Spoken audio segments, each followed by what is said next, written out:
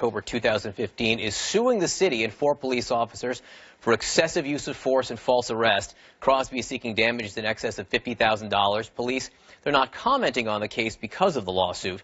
Want to discuss now with CNN political commentator, BET News host, and Morehouse College professor Mark Lamont Hill, and CNN law enforcement analyst and retired NYPD detective Harry Houck.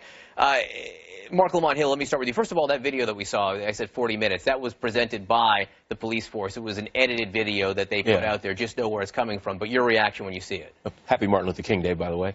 I was not surprised. I mean, it's happened to me before. I've been stopped for stealing my own car multiple times, detained, handcuffed. It actually happened to me about a month ago, actually. Really interesting. Really? Yeah, absolutely. It's a longer story I could get into now, but it happens, right? It didn't end like that. I didn't get tackled or anything like that. My point is that this is a very common story that happens with black people. The fact that he was a doctoral student, I hate that we have to add that to the conversation, because it's like, even if he was a garbage man, even if he was a janitor, even if he was a secretary, that still shouldn't happen.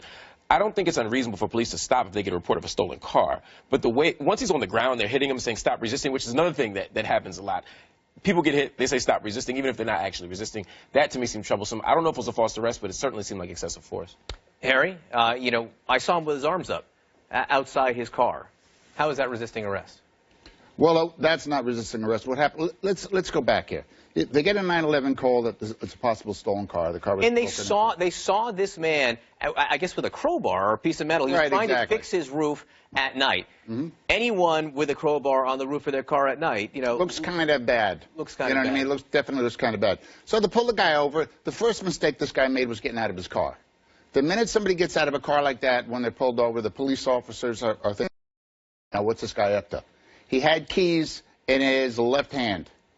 Another bad move. All right. He was then told to get on the ground. He did not get on the ground. Police officers went and put him down on the ground. They went and put him down. They tackled him. Right. At least 4 guys. Exactly. He was told to go down on the ground. He did not go on the ground. Or maybe he didn't go down on the ground fast enough. It says who? Listen, it's the police officers' lives that are in danger here. How are they in danger? I saw. You know how many police officers have been killed in the line of duty in a car stop? Hundreds, maybe even thousands. It's a very dangerous situation. He had something in his hands. Now, when they went and they tackled him and brought him down, he resisted arrest. Now, that Washington Post article that I read regarding this says that the officers beat him. There was no signs of a beating here. That is a takedown. That department has a rule that whenever you make a stop and you have a potential criminal, he's to go down on the ground. What was threatening about the way he looked outside the car with his hands in the air, Harry? What was threatening? What was threatening? Look at it. He's getting out of the car right now. His arms are up. See what's in his left hand? Does it look threatening? Yes, it is threatening. You're not supposed to have anything in your hand. You ever see the key that opens up to a knife? I've seen it. Police officers have been injured because of that. All right? So the fact you don't get out of a car. I mean, I know we're all sitting here so concerned about this. That officer in the red vest right there is the one who's beating him, by the way, the one swinging. That is not a beating. He is punching him to make him submit. That's all that's going on right here. So what's the difference between beating and punching? Just for my own, I'm not an insider. I'm asking. I'm appealing to your expertise. What's the difference? I'm asking. What's the difference? What are his injuries? No, I'm asking. What are his injuries? I don't know. All right? Don't believe he has no injuries. I'm asking. He has no injuries. So the man was not beat. Something like this to try and get you to submit, to put your hands behind your back, is fine. But that is not a beating. May I respond to some of the points? May I respond to some of the points you've made?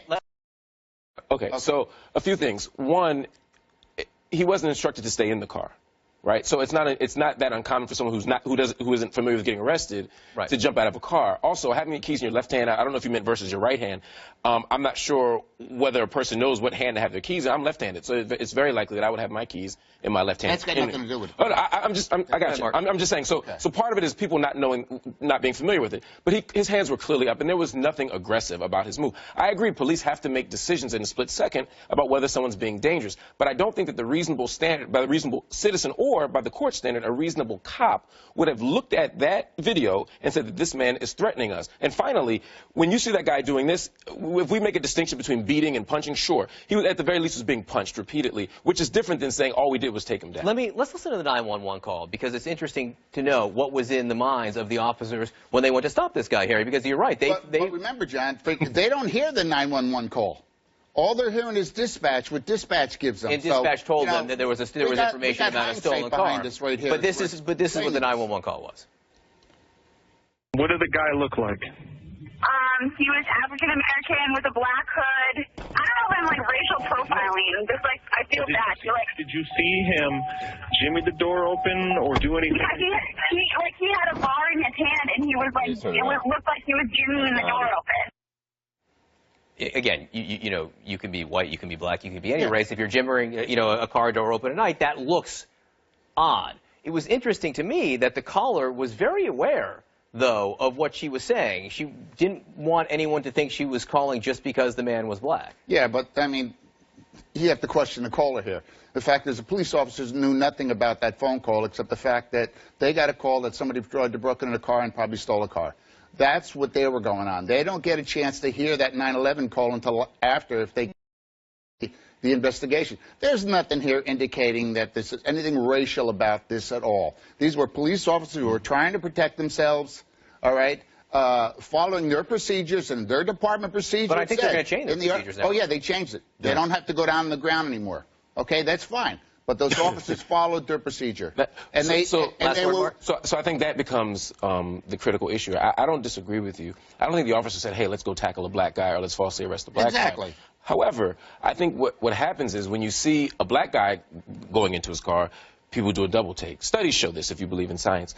Police officers often are more aggressive with black suspects and white suspects. They often read as more guilty than their white counterparts. So again, I don't think the cops had a racist intent. See, I don't agree with that at all. No, I'm only basing what scientific studies show, but I mean, I get it. Well, you know, you don't have to believe in that. Or dinosaurs or anything. Scientific studies actually show that. It's not really true. Okay, well, I'll give you an example. Philip Atiba Goff has a study out of Stanford that looks at black males versus their white counterparts, and it shows that cops read black people as older than their white counterparts and more guilty than their white counterparts. So, for example, you see someone who's 15. Did he take a poll?